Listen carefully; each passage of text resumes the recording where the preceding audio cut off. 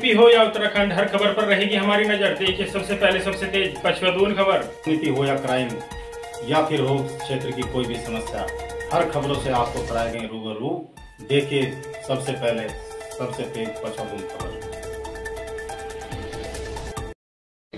और कई तरह की बातें पेश होते ही क्लियर हो गया कि ये पास नहीं हो सकता है।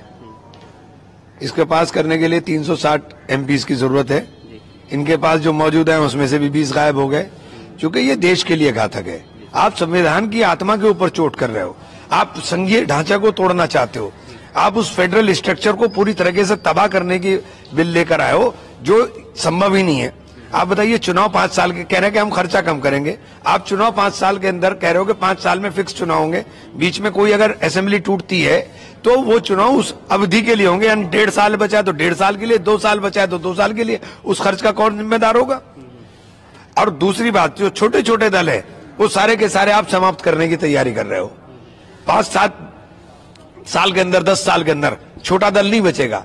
तो ये जो बहुदलीय प्रणाली हमारे देश के अंदर है, आप इस सिस्टम को पूरे को तबाह करना चाहते हो। जो हमारे संघीय प्रणाली है, जो फेडरल स्ट्रक्चर है, आप उस पूरे फेडरल स्ट्रक्चर को तबाह करना चाहते हो।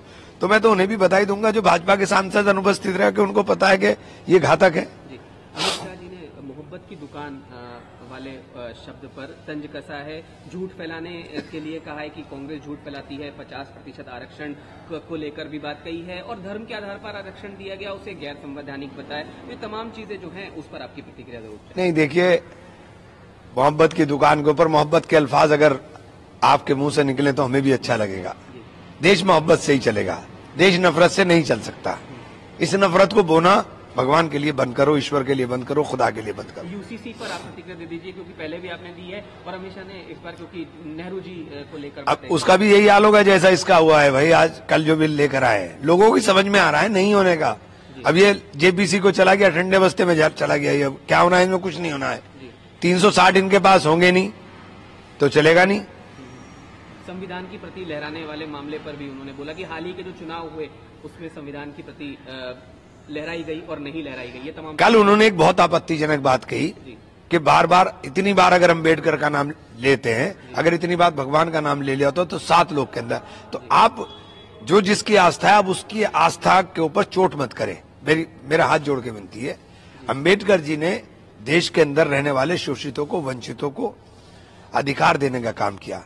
अम्बेडकर जी ने एक सुरक्षा कवच संविधान के रूप में देने का काम किया उन लोगों को जिन लोगों ने सदियों तक गुलामी की जंजीरों को अंदर जकड़ के रहा है। तो आप उनकी आस्था पर चोट ना करें।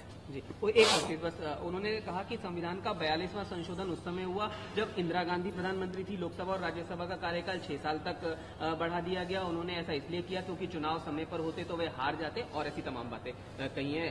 कांग्रेस के सदस्य अनुपस्थित रहने लगे क्योंकि वे विरोध नहीं कर सकते थे। एक संशोधन लाया गया जिसमें दोनों सदनों में कोरम की जरूरत नहीं, राष्ट्रपति शासन की अवधि 6 महीने तक बढ़ाई गई। पहला संशोधन अभिव्यक्ति की। अरे भैया, आप जो संशोधन लेके आए उनकी बताओ ना। आपने आरटीआई एक्ट खत्म करने के लिए आप संशोधन लेके आए, आपने प्रिवेंशन ऑफ करप्शन एक्ट खत्म करने के लिए संशोधन लेकर आए। आप तो वो संशोधन लेके आए जिन संशोधनों से देश की जनता को सबसे ज्यादा नुकसान हुआ। ये तो पॉलिटिकल सिस्टम को सुधारने के थे, लेकिन आपने तो सीधे के सीधे उन पर चोट कर दी। करप्शन एक्ट को आपने कमजोर करने के लिए लेकर आ गए, आप आरटीआई को कमजोर करने के लिए लेकर आ गए। क्यों? आरटीआई तो एक ऐसा हथियार था जिसके माध्यम से सारी पारदर्शिता रहती। और ईवीएम को लेकर भी उन्होंने चीजें कही। देखिए, ईवीएम एक मुद्दा है, मुद्दा था, मुद्दा रहेगा। ईवीएम से अगर हम सारे के सारी सीट भी जीत जाएं तो भी हम ईवीएम पे विश्वास नहीं करेंगे। आखिर सवाल यूपी को लेकर है। योगी आदित्यनाथ ने प्रियंका गांधी पर निशाना साधा है। इजराइल में 5600 से अधिक युवा जो है, ये हमारे लिए शर्म की बात है कि हमारे युवा गोलियों की बौछारों में और बंदूकों की छाव में काम करने के लिए आप भेज रहे हैं। ये हमारे लिए शर्म की बात है, उपलब्धि नहीं है। ये शर्म की बात है कि हम अपने युवाओं को ऐसी जगह धकेलने का काम कर रहे हैं जहां गोलियां चल रही हैं, जहां युद्ध का मैदान चल रहा है। युद्ध के मैदान में अपने युवाओं को भेज करके, और बिना मतलब ये भी उपलब्धि बताना कि हमने भेजा है, तो मैं समझता हूं ये शर्म की बात है, उपलब्धि नहीं है।